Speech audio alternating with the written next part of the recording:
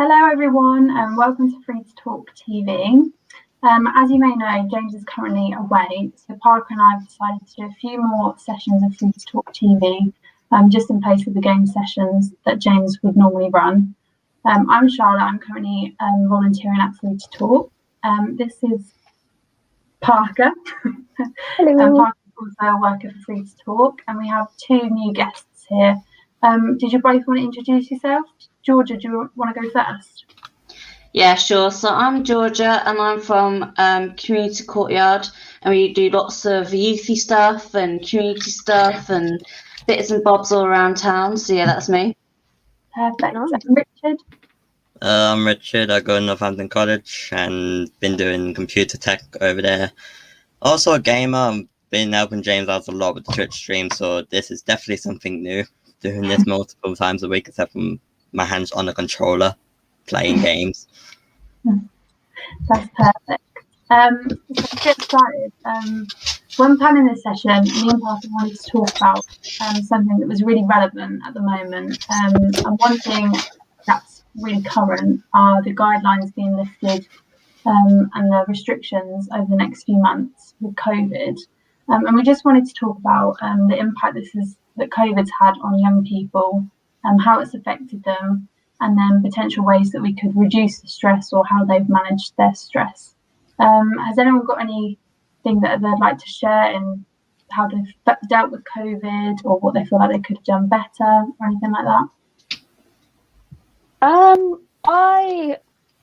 I've sort of been all over the place really. Because I'm also a uni student as well as working with Free to Talk. I've been out in the community doing some work. I've also been stuck behind a computer most of the time.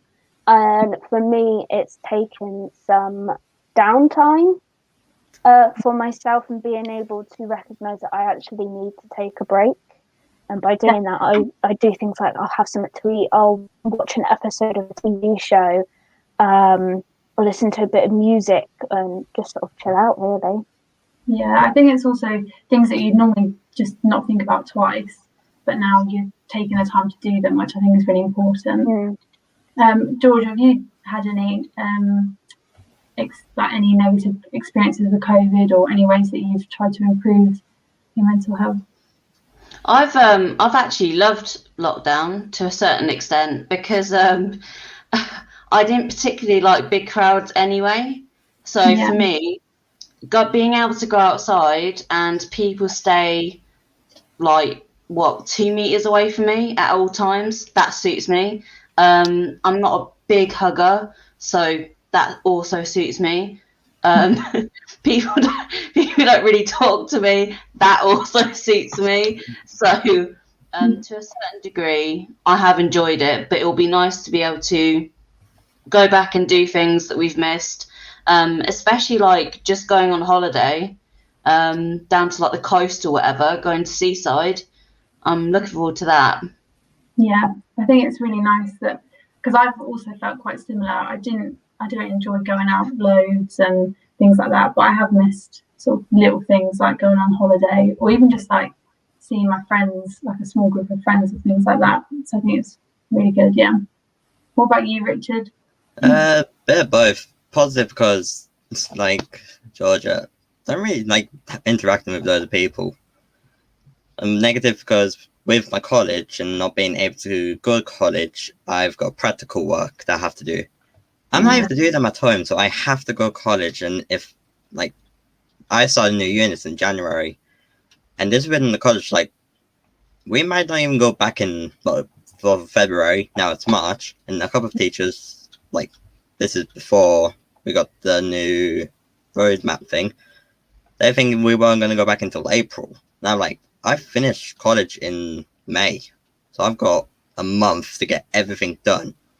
Yeah, that's similar to me and Parker because we're both at uni and we won't be going back until the restrictions are lifted, so we won't be going back at all this year potentially. So it's just a bit of a weird situation, I think.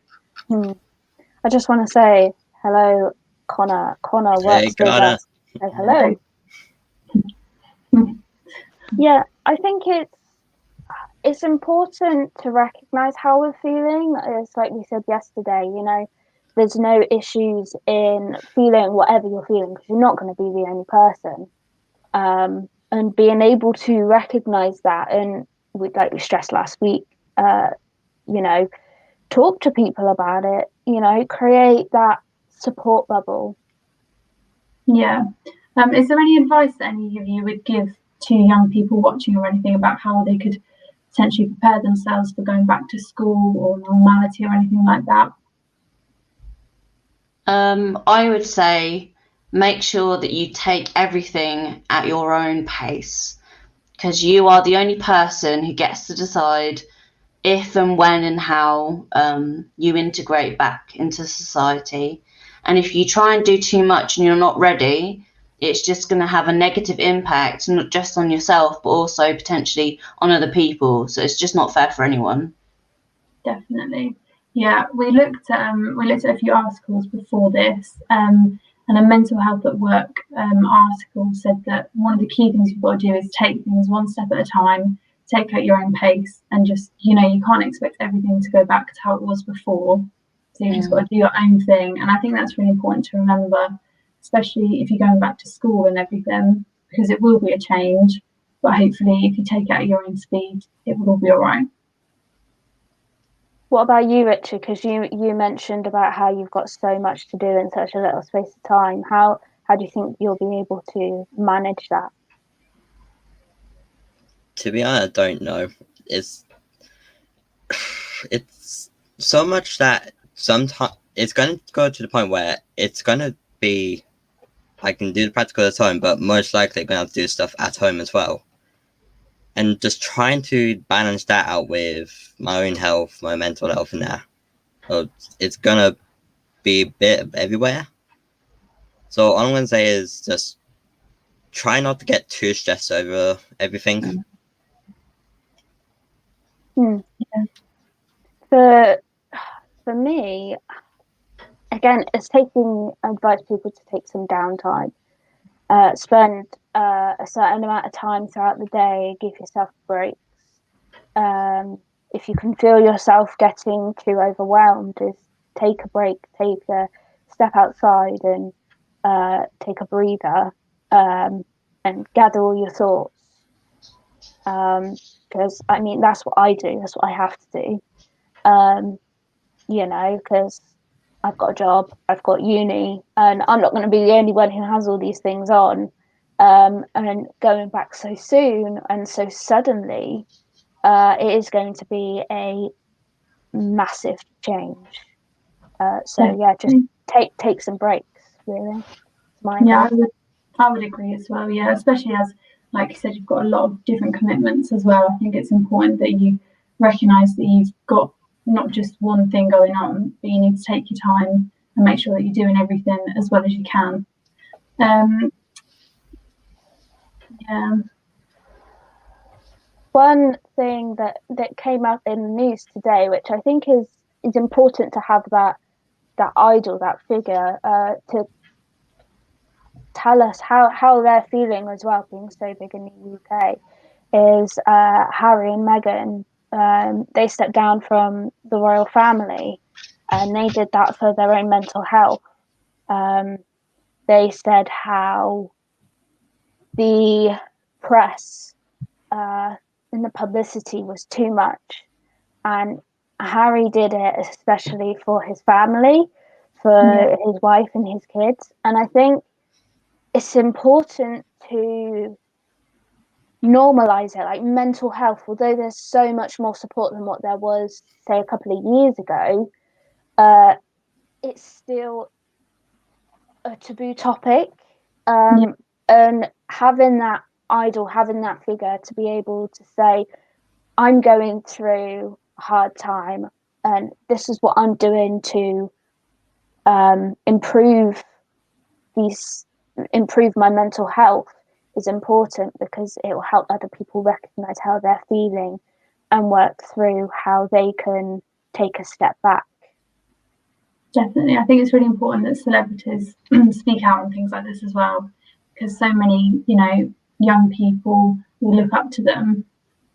and if they don't talk about it, it just sort of stigmatizes it further. But I think it's really important that he's made a conscious effort to talk about it. I mean, it's obviously quite a big thing to do because he's so famous in England and everything, but I think it was a really good thing to do. It's interesting actually because there's such a mixed bag when it comes to the opinion about Harry and Meghan, because some people are like, oh well, you know, they're stepping down but they're still like asking for all this publicity and this and that, and I think it all comes down to what you choose. Like if they choose to do something, it's because they've made that decision to do that publicity. But what they're talking about is people hounding them when they've not asked for that attention from that specific source. So I think it's all about the sort of consent in that, I guess. Yeah, I read an article on it, and it said that because Harry also did an interview with James Corden on the Late Late Show, and he said he's not isolating himself from the royal family. He's just taking a step back, so he's not in the light as much as what he would be. And being able to set those boundaries as well is really important. And for somebody who's such a well-known person, like being part of the royal family, everybody thinks is so amazing because you've got all these amazing different benefits. But it's like he's recognised how he's feeling, and he's working through that in a way that benefits him and not everybody else. Definitely, yeah. And I think obviously being a celebrity, there's so much pressure all the time, especially because Meghan as well, she was famous. What TV show was she in? She was Suits. I haven't seen it. Has any of you seen it? No. Yeah. Was it good? It's very good. It is very good. I love Suits, yeah. I was gutted when she left. When did she leave? What series? The one before last, I think. Oh, so she was in it for a while. I genuinely thought, because I think the season hadn't finished before like it was announced that they were going to get married. So me and my friend were like debating like how are they going to deal with that on the show, because it didn't feel right for them to leave, because it felt like they had that life there. So we kept saying that they're probably going to like Get her off. you know, just like get her, just like quietly, just like kick her down the stairs or something. But instead they managed to write her out with her fella, so that was all right. But yeah, I mean, it must be so strange for them as well, because it's such an abnormal, not an abnormal couple, but they never had like a royal and then like an actress be a couple. So I think it must be doubly hard for them, especially to do something this radical with the royal family and everything, because you know it's never happened before. But hopefully it will normalise things like this, I hope. What do you think? Oh, sorry. I don't know anything about this, so I'm like, oh.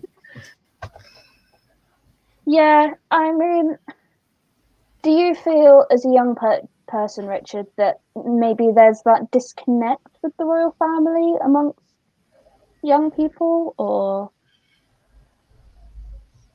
I don't know, to be honest. Okay, because like, do you have much interest in them, in like learning about them or anything like that? Because I don't, to be honest. To be honest, the way I see them is just like us, just regular people. Shouldn't say old. Just regular people. Yes, they might have better benefits, but they're still just like us. Exactly. And do you think it's important that they sort of talk about mental health and say how they feel? I think with celebrities, yes, because celebrities have like impact on people.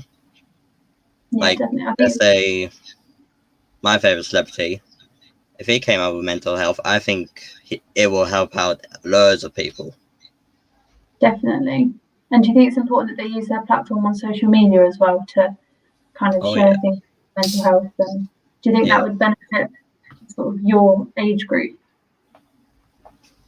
Well, the person I'm talking about, my favorite celebrity, like his fan base is mostly my group. like my age group, and knowing like what we go through, like I have friends who suffer from mental health, depression, and that, Yeah. and I'm like, if could they have the same thing as me? They have the same favorite celebrity. If he came out with his story of mental health and that, then I think that will definitely benefit them, knowing knowing what their hero has went through and knowing that he passed it. Yeah. For me, like I know a lot of people, like most of the people I know have some sort of anxiety or depression or some sort of mental health condition, or just generally being really stressed.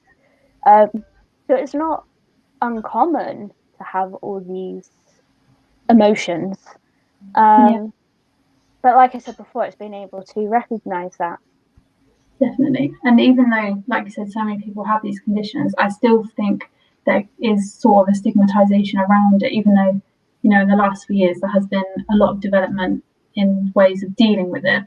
I still think strangely that there is some sort of stigmatization, even though, like you said, so many people feel the same way. Do you all think that as well?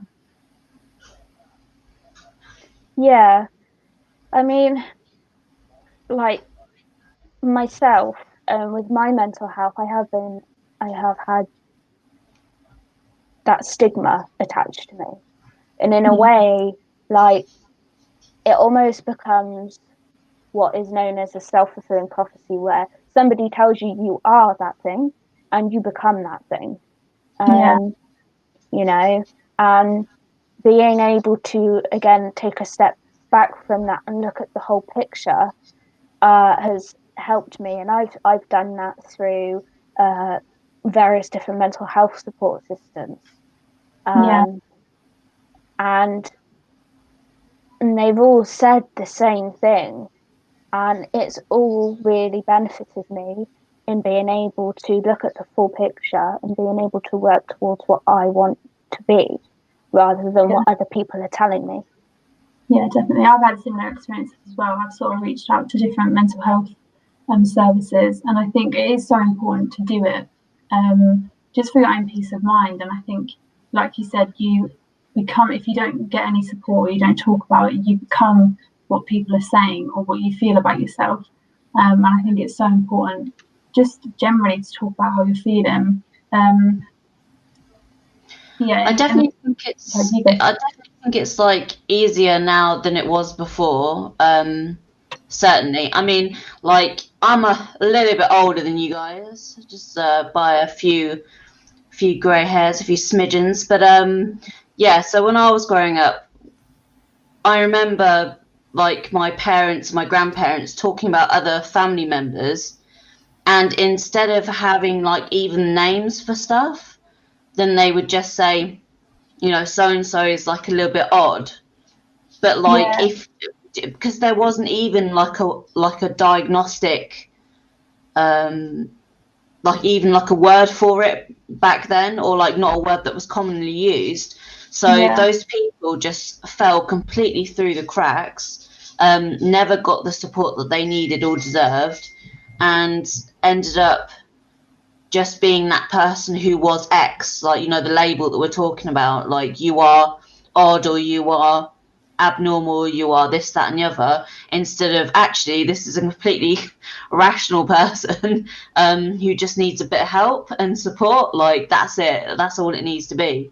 So And how do you feel that we could, like, as youth and community workers, how do you feel we could do that, sort of normalize it?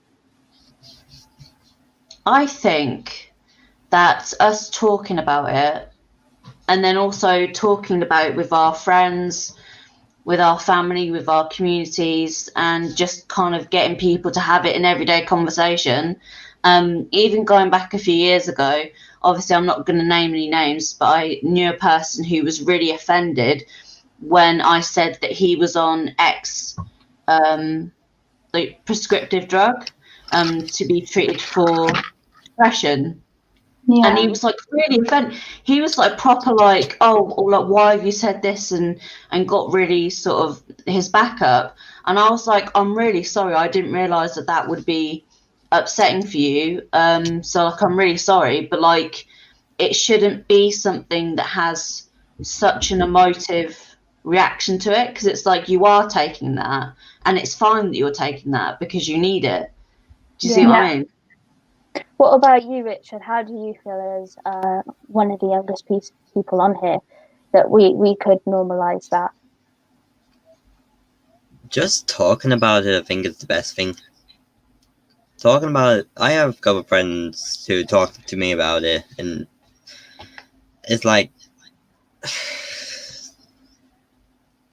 can't really explain. It's like, knowing what they've said to me, knowing that that's what they like feel, go through. It's like, I don't want to say anything just in case it sounds offensive or anything, but it's also like, I do need to like get my point out on what I think could happen or what I think needs doing.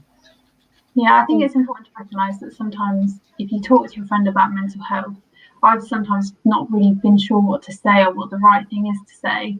So I think maybe there could be more support sort of generally about how to talk to people with mental health, or sort of recommendations for them to feel better, because I know everyone's completely different, but I think if they're reaching out and taking the first step, you know, they're just looking for a bit of comfort and a bit of support. So whatever you have to say, you know, will help them in any way. Yeah, I definitely think that destigmatizing like drugs, prescriptive drugs, of course, not recreational drugs, that would be very useful as well, because I think like people are very they're like, oh, it's gonna like do stuff to you, like it's gonna change you into a completely different person, like you're gonna take it and then suddenly you're gonna be someone else, and it really isn't like that. So I think that puts people off going to the doctors, because they think, oh, I'm going to get prescribed something and it's going to change who I am as a person, and fundamentally it won't. Like, it will just reveal, it will just help you. I used to be like that. Did you? Yeah, going back many years ago. So my doctor was talking about putting me on, I think it was sertraline. And I got really anxious and upset, because I was like, oh, I don't want to change who I am. I'm fine with who I am. Like, all this stuff, like really, really emotional, really like, oh, I'm going to change and no one's going to recognize me anymore. And obviously, you know, you take it and it's like, you just feel a bit more stable. Yeah. That's it. And I was like, oh. Do you think it'd be beneficial within just like schools and youth work in general to have more information about, you know, prescribed drugs and things like that? Because there's obviously seems to be a misinformation, or, you know, people don't quite understand what the purpose of them is. Do you think that would be beneficial? Yeah, and I think putting it in like layman's terms, like really setting out in a very clear, concise way that doesn't not a lot of jargon, because you know you've got all these like chemicals and they're like blah, blah, blah, and you're just like, knows what they are. and then it's just like, oh, this will make you feel more stable. That's it. That's all you need to know, really, isn't it? Well, that's all it is, isn't it? Yeah, that's it. So I think we have that. And I know, you know, some people don't suit some certain ones, but I mean, that's normal as well. And I think it's sort of easy to think, oh, if one thing doesn't work, then it's never going to work. You know, I think it's important to talk about, you know, there's different options that you can take, not just one thing that you can do to hopefully help you feel better.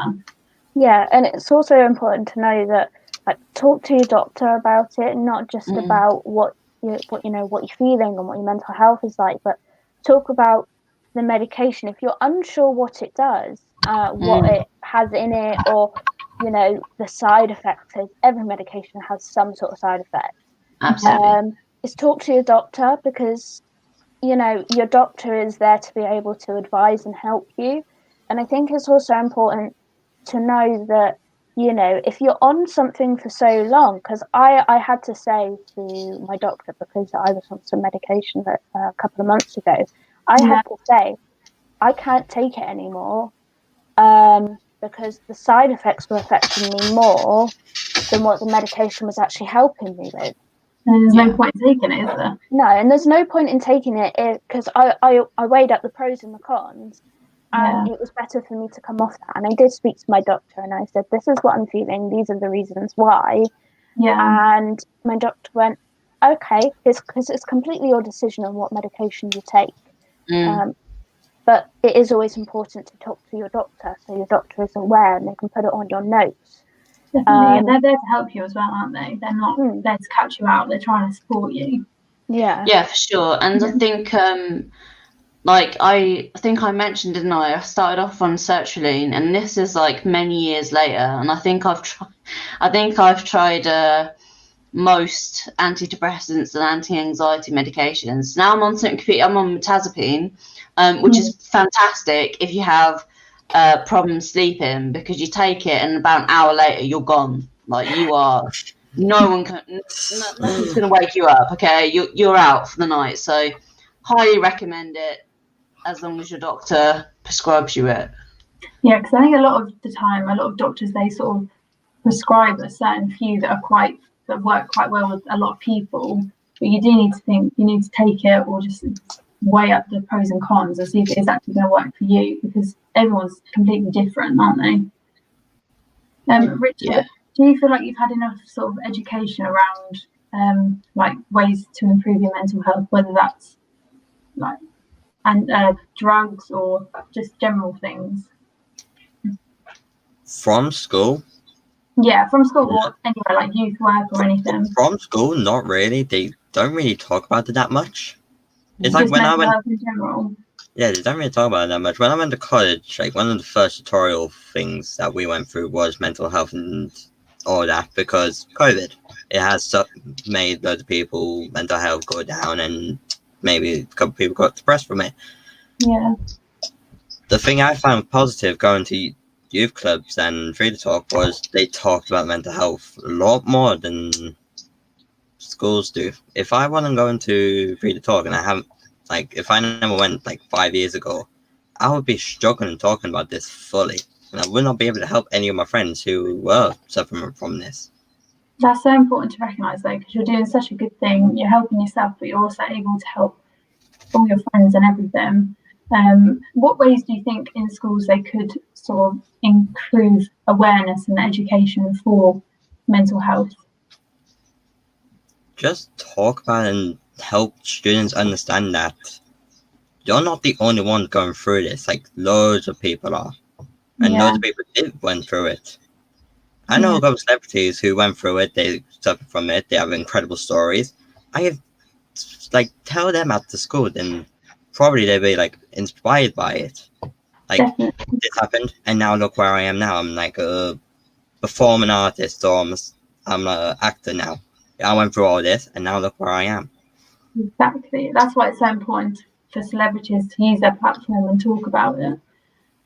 Parker and Georgia, did you have any sort of mental health like lessons at school, or were you educated in it or anything like that? Georgia's no, I was not. I don't think I had one thing. I can't think of one class or one, even like, because you know sometimes you have like outside people come in.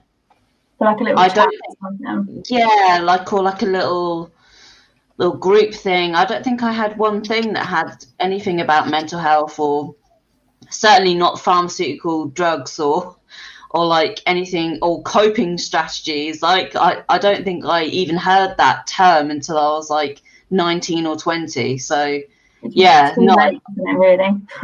Well, I mean, yeah, like if you're suffering, I mean, if you're a teenager, you're already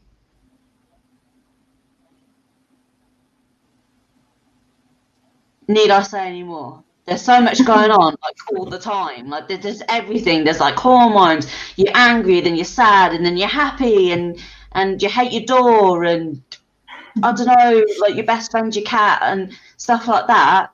And so the last thing that you need is to be suffering and not have anyone to talk to, like you say, or any education. So I think a really positive thing that could be done is to have people go into schools and to kind of open up that discussion and chisel out some time with the students to say, look, I'm here, I can talk to you about these things. Is there anything you want to know? Like, are there any services that you feel would benefit you? Like, just chat to us and let us know. And I think that could be really beneficial.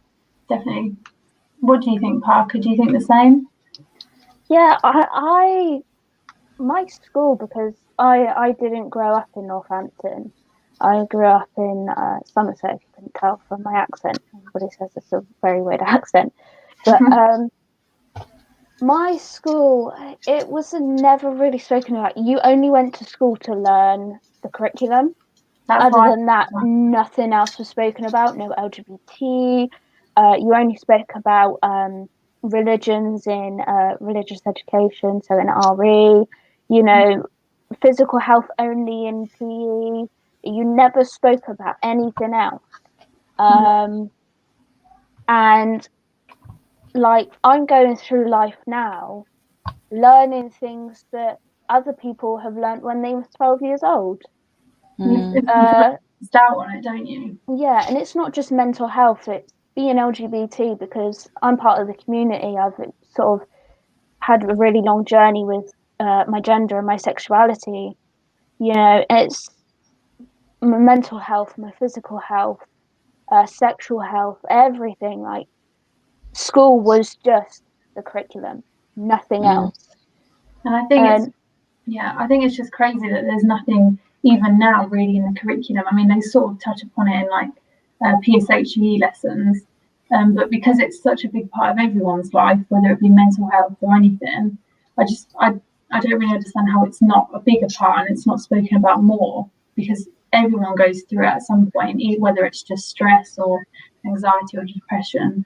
So I think there needs to be more awareness for it within the schools and everything. And what you were just saying about like sex education, for instance, I think it's so weird. Like, the whole thing is just weird, the way that they come at it, because I remember being like, what, 10 or something, 10 or 11, and like they segregate you to your gender or whatever, and then basically you like learn about like babies and things to that nature. Away, I mean, like 11. I mean, like, I think what you should be taught, if you're a woman, is your sexual area that is used for pleasure, not just for making babies. Because it's not spoken about at all, is it? And you don't ever learn about any of it. No, it's like, it's so odd to me that that's not spoken about. It's like they're just trying to avoid the obvious. Yeah, exactly. And like, because then you get this like warped sense of like, so if you're older, and let's say if you know, you did want to have children and unfortunately you were not able to, then that programmed into you from like 11 could make you feel a certain way, you know, because you've been told from 11 that is your sex education. Like, your primary function in sex is to get pregnant and have babies. And if that's not your life or not your path, then where does that leave you? Exactly. I just find it all a bit crazy. I think because it's such a but even that shouldn't be stigmatized, should it? There's nothing wrong with it. It's completely natural. But even still, I think, I know we have like sex education lessons, but I only had a few a year, and boys and girls were completely separated. And we just learned the absolute basics, like the biology of it, which is not really what you need to know in the real world. Yeah, I also think, sorry, I was also going to say, like, 'cause I know that they've recently brought in that they're going to talk about LGBT within sexual health. I think relationships is a good area to start in sex education. Just building relationships and things like that.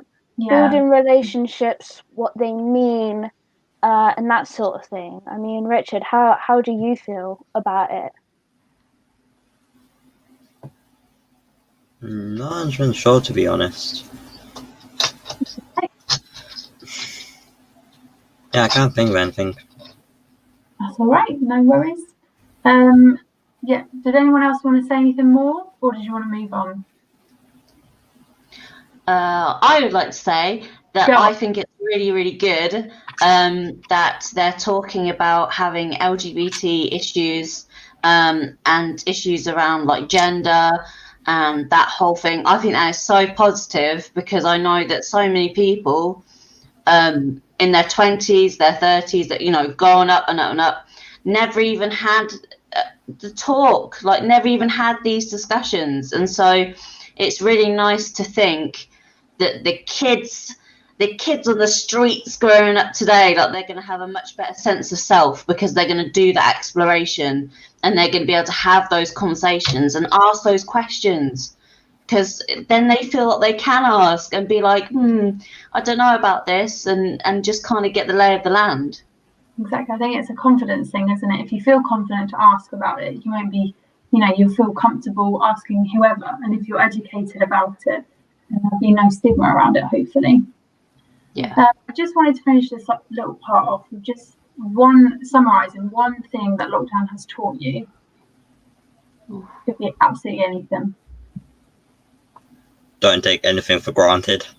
I think that's a really good one. I don't know. I am actually more sociable than what I think. You know, I go out and I meet up with my friends. You know, I go to uni. I'm part of the archery committee at uni, and I go to work and I have so many different jobs, voluntary and paid. And it's like, actually, I really miss that.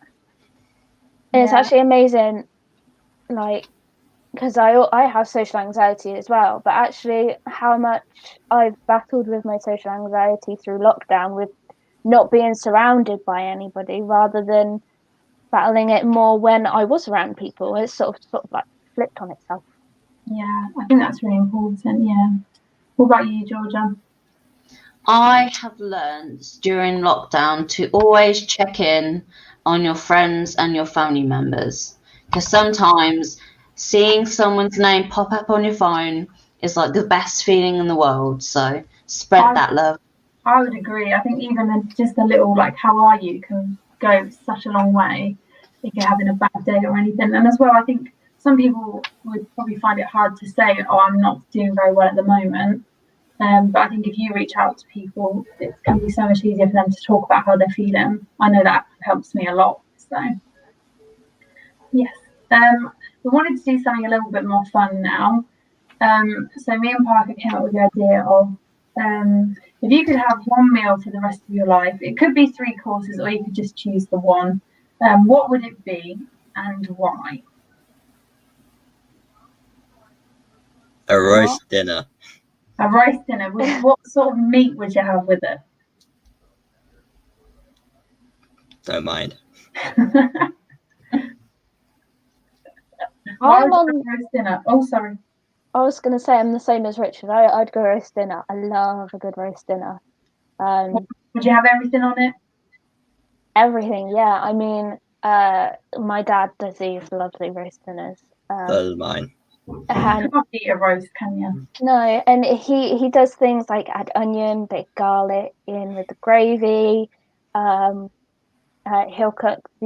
He'll boil the onions and the potatoes sort of like in the same pan. Just simple little things that make it a very family traditional dinner.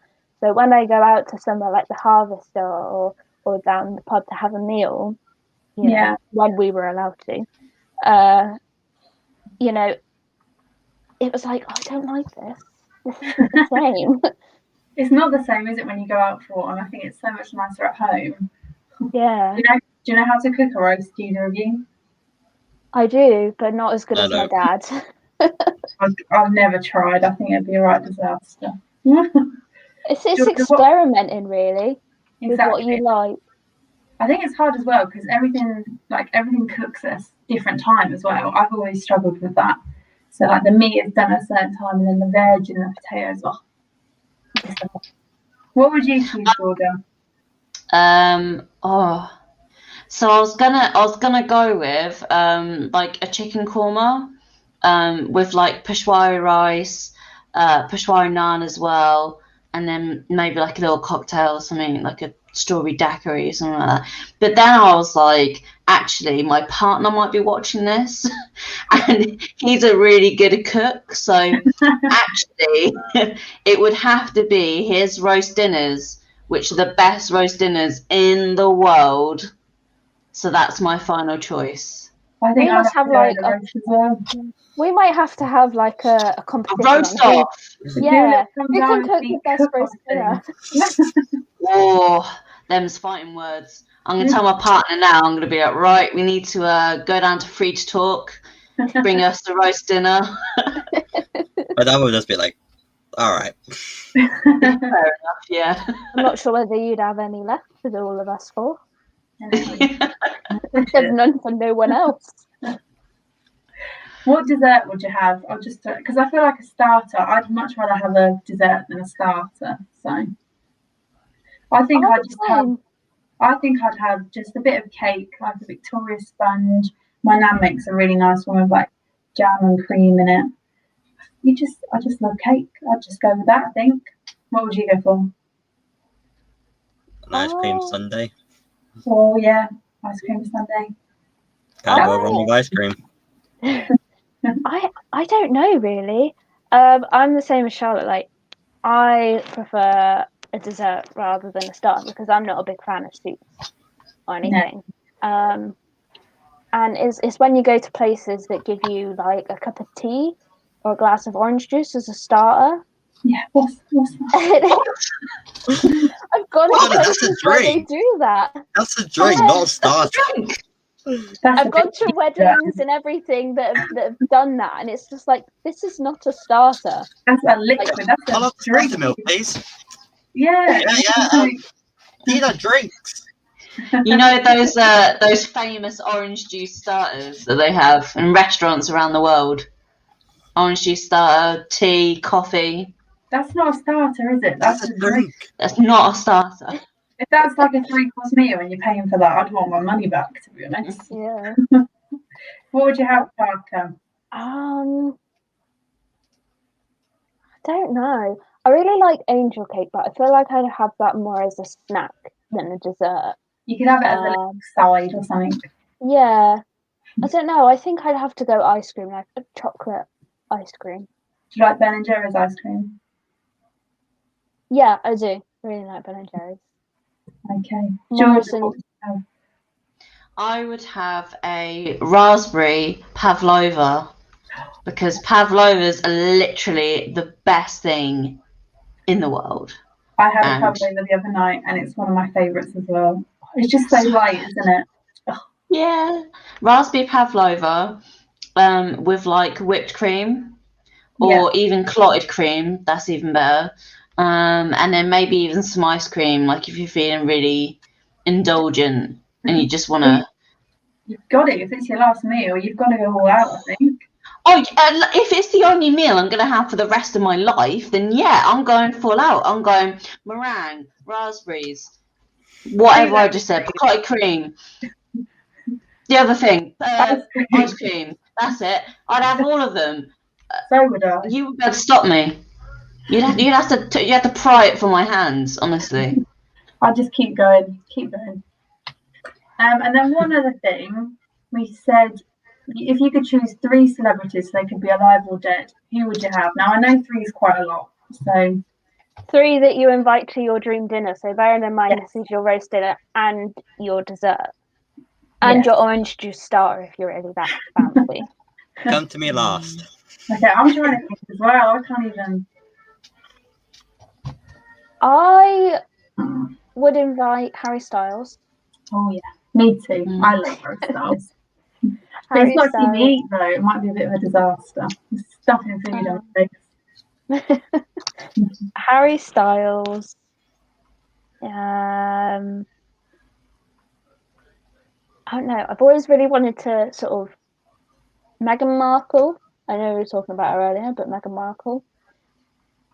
And just trying to think of somebody else. I mean, I just can't think. I know. Daniel Radcliffe. That's a good mix of people, Good you choice. know. Good choice. Don't know why, but when like those are just the first three people I thought of. I feel like there'd be a good amount of conversation there. I think you'd have a lot to talk about. Mm. What about you, Georgia? Oh, A lot of pressure, isn't it? it is a lot of pressure. Probably Jimi Hendrix, the Queen, and Bill Bailey. Do you know Bill Bailey? No, I don't. I've He heard was of it. on Strictly Come Dancing, I think, recently. Okay. He's like a famous comedian. So I'd have a comedian, a queen, and then a rock god. So you're gonna have a good night, aren't you? good range of people. I would probably I'd have Harry Styles. I'd probably have probably George Harrison. And maybe Amy Winehouse or something. I'm not sure why. I just like all three of them really. It's a good But I'd like choice. to have more, but I mean, can't have too many. So. Oh, that's been a bit too greedy. I know that'd be a bit too greedy, wouldn't it? What about you, Richard? Have you decided any? You look I can deep only in- think of two. That's right. Who would you have? The Rock Yep. Okay, yeah. and Freddie Mercury. Oh, Of Freddie course. Mercury. I would yeah. take Freddie Mercury. That's a cracking choice. No, I wish I'd picked Freddie Mercury. I don't mind a bit One out boring. of Damn. two, but would you swap anyone? I don't Probably want to the be Queen, mean. to be honest. She might be No offense, Queenie. I don't know. I mean, she might be watching this, you know, the Queen and all that. So, no offense, love. I got but you the last swapped one. out. Oh, go You've on. got a last one, or you're I'll just take thinking Deck out of Ant and Deck. that- Why not Ant? I like Deck more. Is he the little one or the tall one? Little one. The small Little one. Yeah, I prefer him as well. I think. I have the same birthday as Ant, Gee, when is that? 18th of November, just in case you want to put it in your diaries, guys. I'll put it in there now. No, I'm joking. I Right. love Ant and Deck. They're a good old couple. I love them. Is that Saturday Night Takeaway just started again? With them? Yep. Is it good? I haven't watched it in such a long time. It's not like the other years because we have no crowd. It's all just screens. It's It used to alright. be so good. I used to love it. Also, I like Ant and Deck as well. What is that? Their autobiography? Yeah, the new one that came out last year. Oh, I Nice. didn't even know they did one. Might have to They've give that a done read. quite a few, I think. Have they? Well, they've been around for so long, haven't they? Mm. Yeah. 30 years. Crazy. Oh, wow. That's a long time. It is. Right, and then if we'll do one more thing. We normally do like a reflection thing at the end of these sessions. So we've just said, what's one thing you're looking forward to for this week? So it could be absolutely anything. I think I'll do mine, and I'll say I'm going to try and do a bit more baking. So I'm looking forward to trying out a new recipe that I've got for a cake. I don't know if it's going to go very well, but let's hope it's all right. Parker? I am looking forward to submitting some writing that I've done for a interview for a new university course. So I'm looking forward to submitting that hopefully tonight. Oh, that is ambitious. It is very. What about you, Georgia? I am. Oh, I actually just bought a like one of those Dreamcatcher crafting kits. So I'm gonna have a go at doing that, and I'll take a picture and I'll send it to you guys so you can see my beautiful masterpiece once I'm done. Have you ever made anything like that before? Nope. So I'm sure it's gonna go really well. I'm sure it'll go well, don't you worry. And Richard, what about you?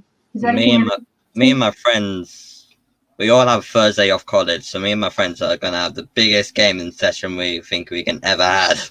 that sounds great. What game are you going to play? Dead by Daylight, Minecraft, Fortnite, Apex, Call of Duty gonna- Warzone, just a bunch of everything. All day of playing that, Will. I only Oh, knew yeah. 3 of them. I think I only knew Minecraft, to be honest. Never played any of them, and I've only ever heard of 3. So that What is was how your much of a favourite? gaming I am. Same. What's your favourite game out of all of those, Richard? I found my love with Minecraft again, so I'll say Minecraft. I love Minecraft. I loved it, fell out of it, went to Fortnite, then I started playing a whole lot more, and next thing you know, I'm like, they've done well. That's perfect. Has anyone got anything else they want to say? I wanted to ask if it would be okay if I could tell you a little bit about what we're doing at the yard. Of course. Go If ahead. I could be so bold to say that. So the yard is run by Community Courtyard, and we're located on Gold Street, number 62. And we're actually going to be opening our doors again soon. So on the 29th of March, opening the doors out, and we've got lots of fun little programmy stuff that we're going to be doing. We're going to be doing crafternoons, teas and toast, where you can just like come in and hang out. We've got the yard hangout, which is Wednesday, Thursday, and Friday from 6 p.m. till 8 p.m. and that's just for kids.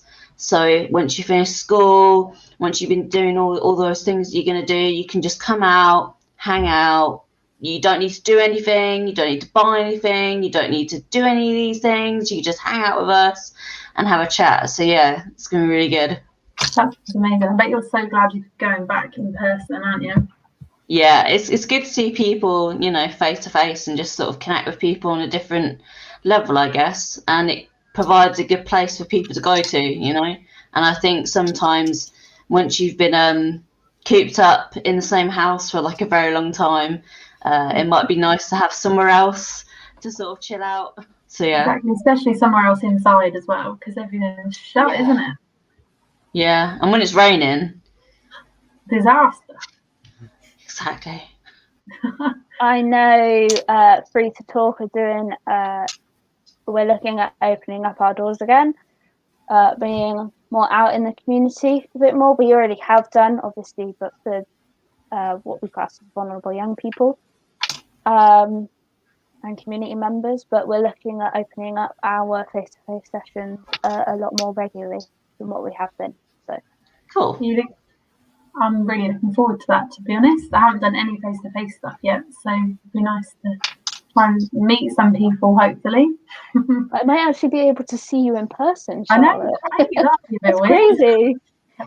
Richard, how are you feeling about everything, about going back to face-to-face?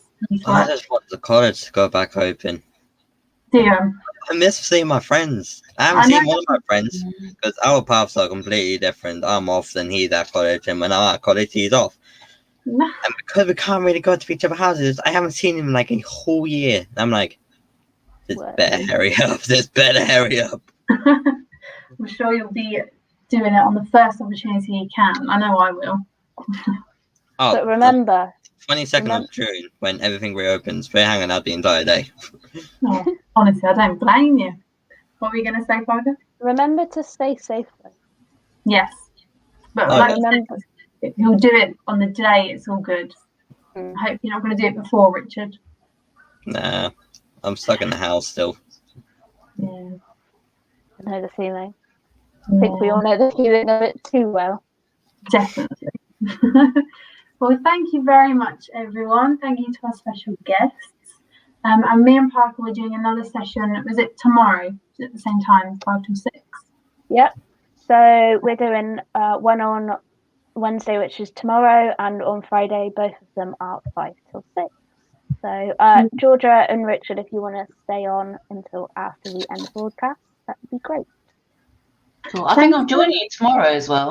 That's our job. yeah. Tomorrow as well. Nice. Oh, There we go. And we may have Kevin join us briefly tomorrow as well. He might be out and about in one of his sessions, just sort of showing us what he does really. Maybe that's still yet to be confirmed. No promises. No worries.